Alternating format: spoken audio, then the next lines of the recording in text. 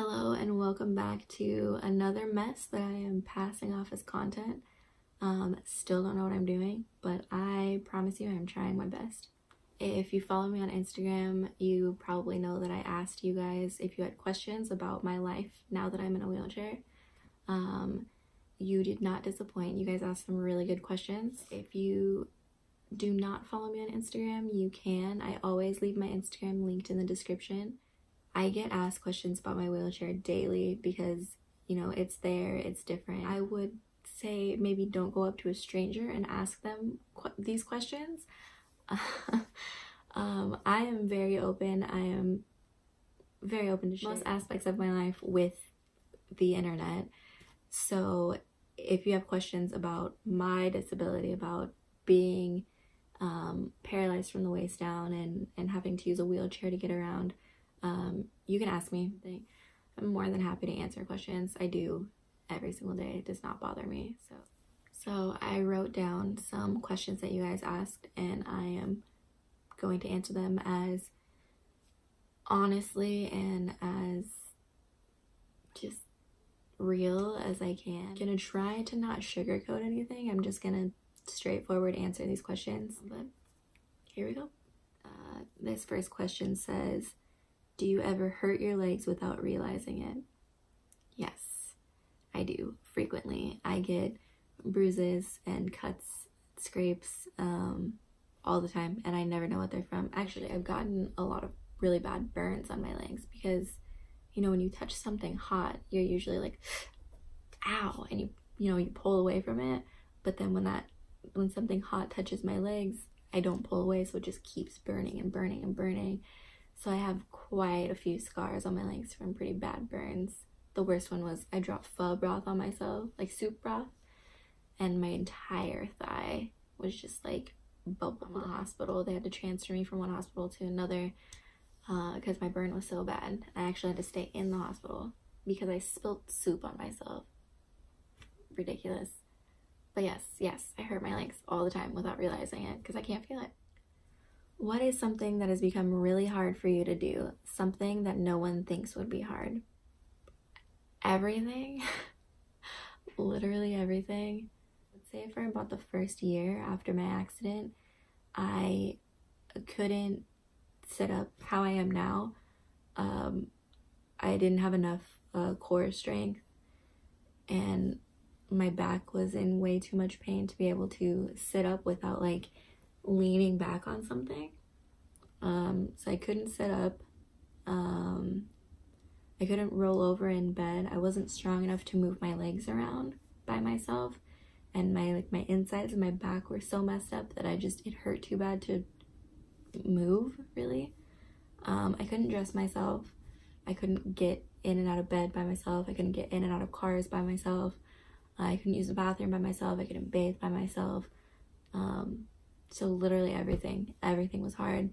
I would say now that it's been almost 6 years,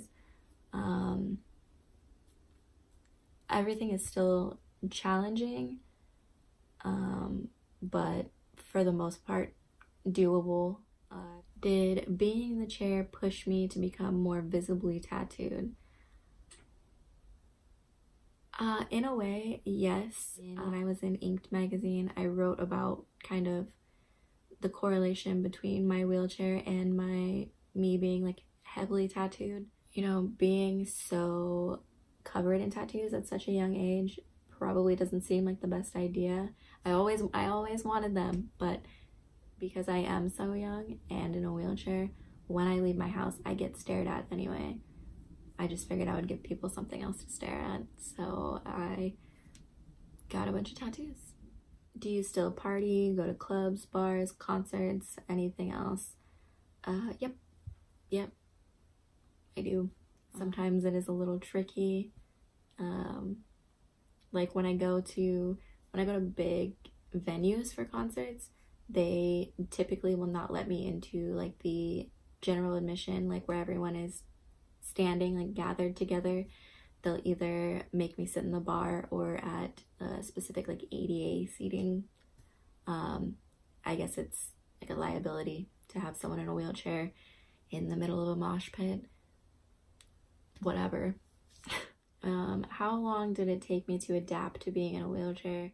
I am still adapting to the wheelchair and my life being paralyzed every single day. I don't know if I'll ever really like get used to it, you know?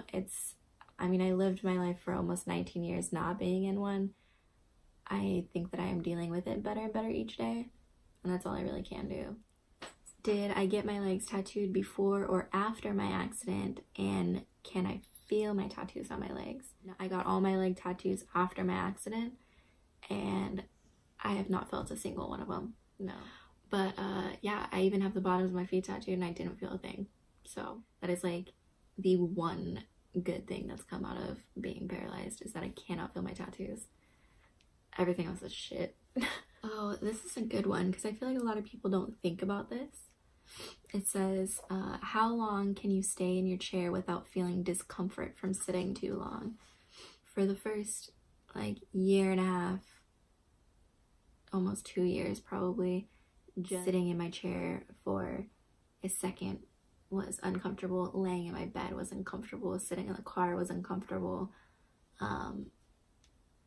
Everything was extremely painful. It sucked. It was miserable.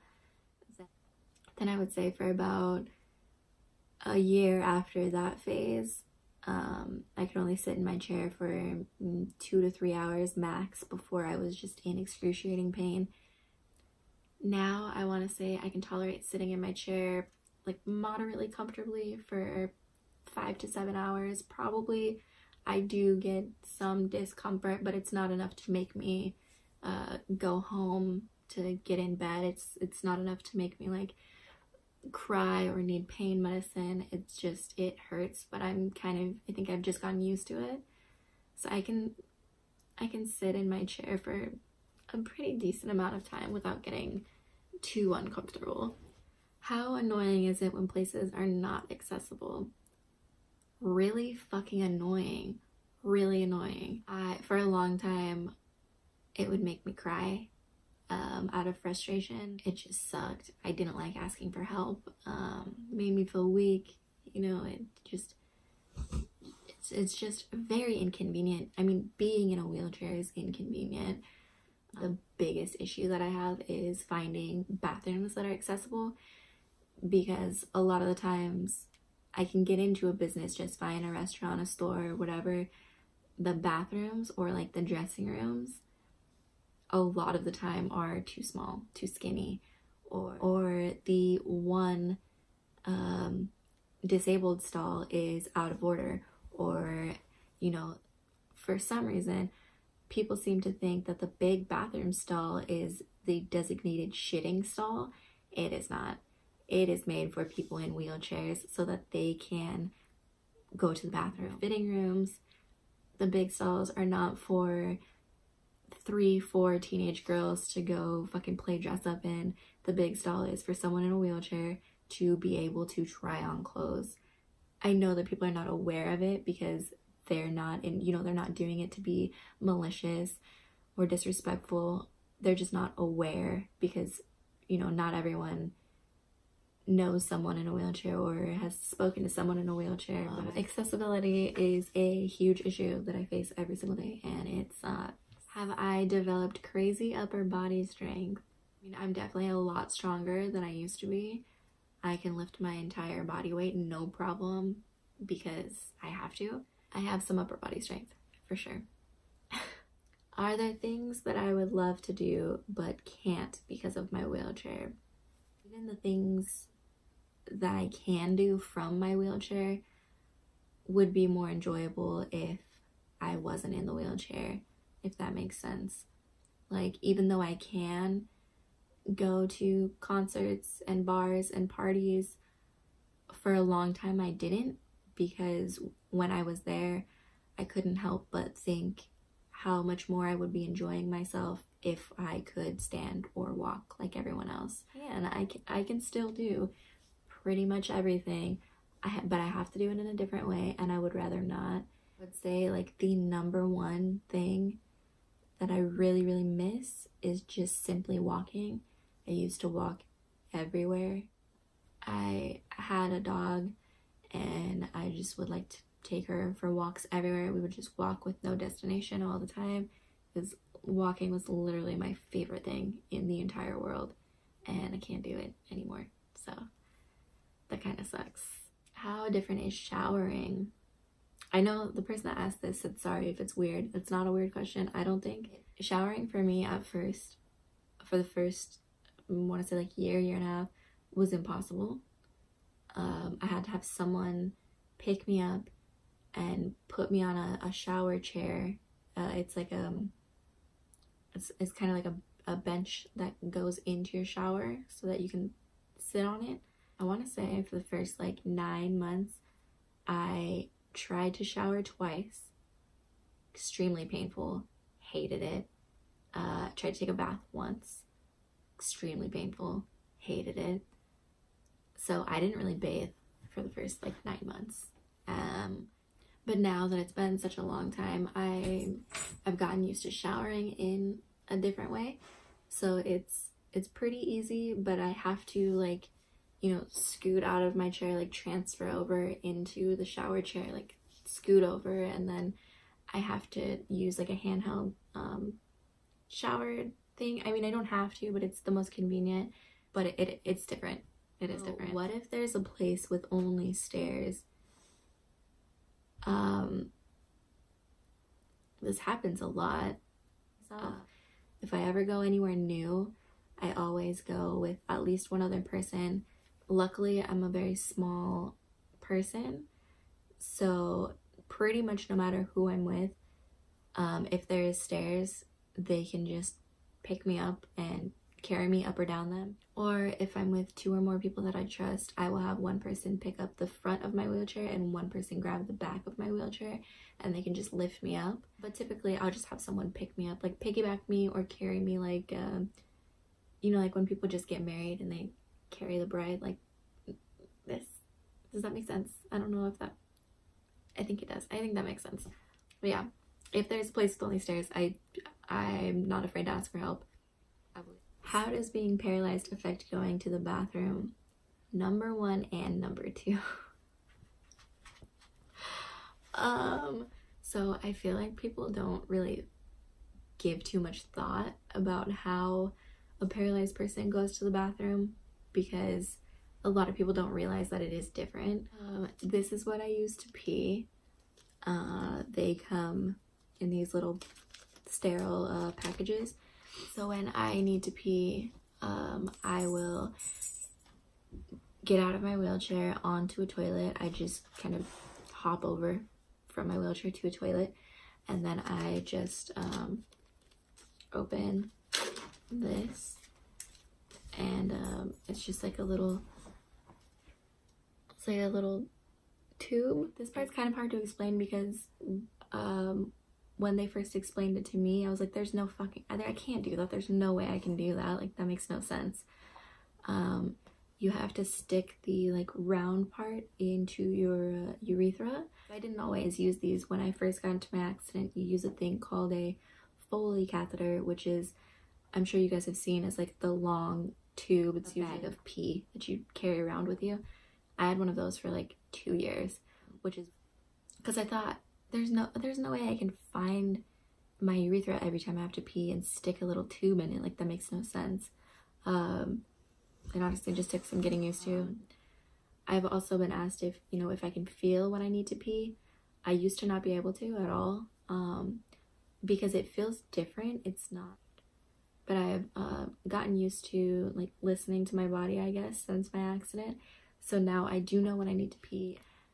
I like that this says and number 2, because I feel like most people probably wouldn't speak about how they poop on the internet for strangers all over the world to watch, but I'm going to. Let me start off with saying how I used to poop right when I got into my accident. Someone else, not me, someone else would have to put their finger up my butt and like pull my poop out. Someone else. I was an adult. I cried every time. I hated it. It was really embarrassing. It really sucked. That lasted for probably about a year, which was horrible. Then for a long time, for me to go to the bathroom, I was only pooping maybe like twice a week, maybe. And it would take me an hour and a half to poop. So now how I poop is same thing as peeing. I, get out of my wheelchair onto a toilet, put on a nice rubber glove, get some lube on my finger, stick my finger up my butt, and just pull my poop out. I feel like I have some friends, and probably most of my family members don't even know how I poop. So now everyone's gonna know. That's great. Is there a chance that I will walk again? So this one's always difficult to answer because I don't know. Honestly, that's my honest answer, is I do not know. Maybe. I don't know. We'll see. Hopefully science just steps its game up and just relying on science. Okay. Here is the one that everyone has been waiting for. Something that I get asked on Instagram and in person almost every single day of my life. Something I myself was extremely curious about when I first got into my accident. My sex life. So I pretty much get asked just two things about my sex life is how do I have sex and can I feel it? I have sex just like anyone else. Use your imagination, I guess. Or don't. Maybe don't think about me having sex. It's kind of weird. And the biggest question is, can I feel it? Yeah. Yes. I don't want to get too into this subject because it's very personal. But I do want to be open and honest, and I understand the curiosity behind that question because I had a lot of curiosity about it myself. So can I have sex? Yes. Can I feel sex? Yes. There we go. That's all you guys need to know. If I didn't answer something that you want to know, or if I didn't answer something thoroughly enough, just comment down below and I will respond and try to answer it. Although I've noticed that sometimes when I try to reply to your comments, it won't show up, so I don't know what that's about. I think the best way to get in contact with me would be on Instagram. If you send me a DM, I check them every day, so I try to respond to all of them. So if you look down in the description, I link my Instagram down below. So if you want to talk to me about anything, ask me any questions, feel free to DM me on there and I will answer them. So this video was interesting. I really hope you guys enjoyed it because it was slightly awkward to film. Please give it a thumbs up. Please subscribe. Tell your friends about this weird girl on the internet that's making all these videos talking about pooping and having sex because the more the merrier. I try to be here every Monday. I haven't missed one yet. Very proud of myself. Thank you. Thank you. If it wasn't for you guys watching these videos, I would not be posting them, and honestly, posting them brings joy into my life. Genuinely, from the bottom of my heart, thank you so much for all the continued support, and I will be here next Monday to embarrass myself again, so stay tuned.